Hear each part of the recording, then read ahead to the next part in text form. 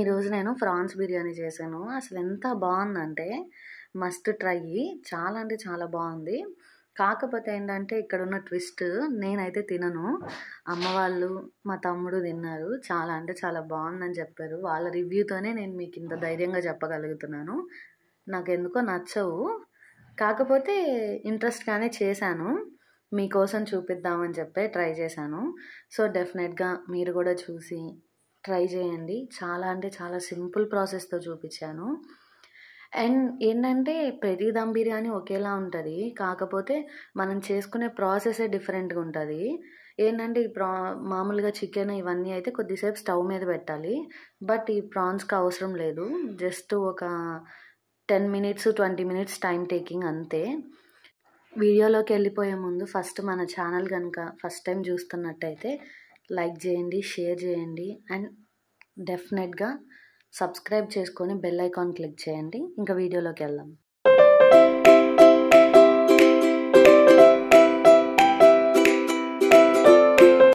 Hi guys, welcome back to my channel.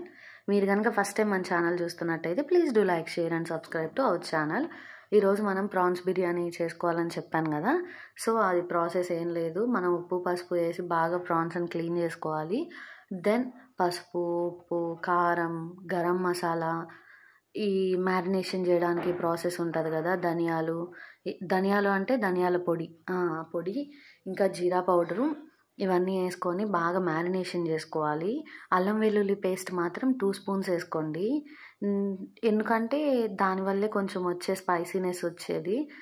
మనం రైస్లో కొంచెం వేయం కదా, అంటే రైసు అంత స్పైసీగా అనిపించదు. ఇక్కడ మనం మ్యారినేషన్లోనే టోటల్ ప్రాసెస్ ఉంటుంది. ఉప్పు, ఆయిల్ వేసేసుకొని నీట్గా దాన్ని మ్యారినేట్ చేసుకుందాము. బ్రౌన్ ఆనియన్ కూడా తీసుకోండి మీ దగ్గర ఉంటే. లేదంటే కనుక ఎలా చేసుకోవాలో నేను ప్రాసెస్ అనేది డిస్క్రిప్షన్లో లింక్ ఇస్తాను, వెళ్ళి చూసేయండి. నీట్గా మ్యారినేషన్ చేసుకొని కొద్దిగా సేపు ఇలా మసాలాలతోనే మ్యారినేషన్ చేసుకున్న తర్వాత పెరుగు యాడ్ చేయాలి.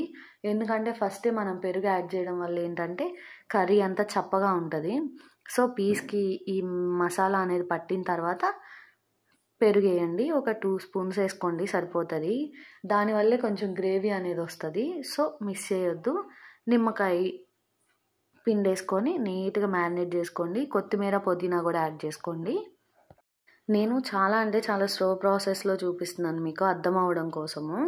సో టైం చూసుకొని ప్రశాంతంగా ఇదంతా మీరు అర్థం కాకపోతే కనుక నాకు కామెంట్ చేయండి, నేను డీటెయిల్స్ కూడా ఇస్తాను. లేదంటే ముందే డిస్క్రిప్షన్లో ఏమేమి మ్యారినేషన్కి వాడానో అవి మొత్తం షేర్ చేసేస్తాను, మీకు అప్పుడు ఈజీగా ఉంటుంది. ఇంకా మీకు ఎలాంటి రెసిపీస్ కావాలో కనుక కామెంట్ చేయండి.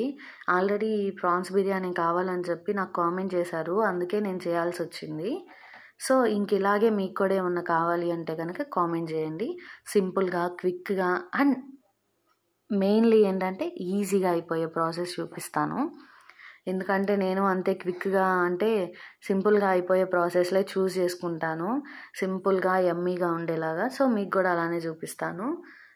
బిర్యానీ సామాన్ ఉంటుంది కదా, లైక్ ఏంటంటే బిర్యానీ దినుసులు అంటారు, మసాలా దినుసులు అంటారు.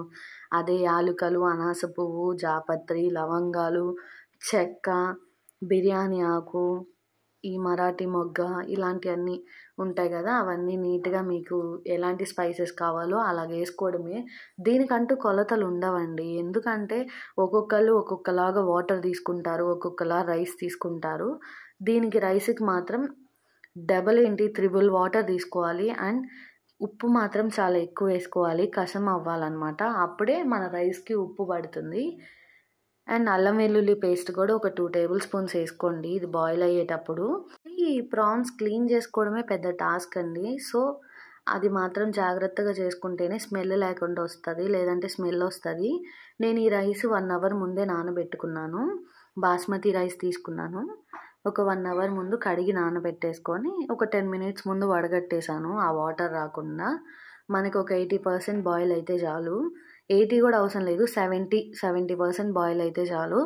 దెన్ ఇదంతా లేయరింగ్ అంటారు కదా, అదే మనం కామన్గా బిర్యానీలకి చేసే లేయరింగ్ లాగా నీట్గా అడుగున ప్రాన్స్ ఉంటాయి, పైన ఇదంతా లేయరింగ్ చేసుకోవాలి రైస్ అంతా. సో మీరు జాగ్రత్తగా చూసుకొని చేసుకోండి. ఇప్పుడు ఈ రైస్ ఉడికేదాకా ఆ ప్రాన్స్ మ్యారినేషన్ అయ్యి పక్కన ఉంటుంది. అప్పుడే టేస్ట్ బాగుంటుంది. దెన్ ఇంకా తీసేసి నీట్గా లేయరింగ్ లాగా వేసేసుకోండి రైస్ని. ఏంటంటే మనం మ్యారినేషన్ చేసి పెట్టి కడిగి ఇదంతా ప్రాసెస్ ఉంటుంది కదా, ఇది కూడా ఏంటంటే ఫిష్ లాగా స్పీడ్గా బాయిల్ అవుతుంది. ఫిష్ ఎంత స్పీడ్గా అయితే అయిపోతుందో అంతే స్పీడ్గా ఈ కర్రీ కూడా, అంటే ఈ బిర్యానీ కూడా అవుతుంది. ఆ ప్రాన్స్ అనేది అంత స్పీడ్గా బాయిల్ అవుతాయి, ఎందుకంటే వాటర్లో ఉంటాయి కదా, సో ఈజీగా అవుతుంది అది. అండ్ ఇదంతా లేయరింగ్ వేసుకున్న తర్వాత పైన కొంచెం నెయ్యి, బ్రౌన్ ఆనియన్, కొత్తిమీర, పుదీనా, గరం మసాలా ఇవన్నీ పైన యాడ్ చేసేసుకొని, తర్వాత మీ దగ్గర ఉంటే సిల్వర్ ఫాయిల్, లేదంటే కనుక చపాతీ పిండి ఉంటుంది కదా, దాన్ని అదే గోధుమ పిండిని తీసుకొని చపాతీ పిండిలా కలుపుకొని మూత పెడతాం కదా, ఆ మూతకి సీల్ వేసేసేయడమే. అండ్ నేనైతే కలర్ యాడ్ చేసుకున్నాను, అంటే ఆ రోజు మా ఇంటికి రిలేటివ్స్ వచ్చారు, సో కొంచెం కలర్ఫుల్గా ఉండటం కోసము అలా చేసుకున్నాను. మీకు నచ్చితే యాడ్ చేసుకోండి, లేదంటే స్కిప్ చేసుకోవచ్చు, అదేం మ్యాటర్ కాదు.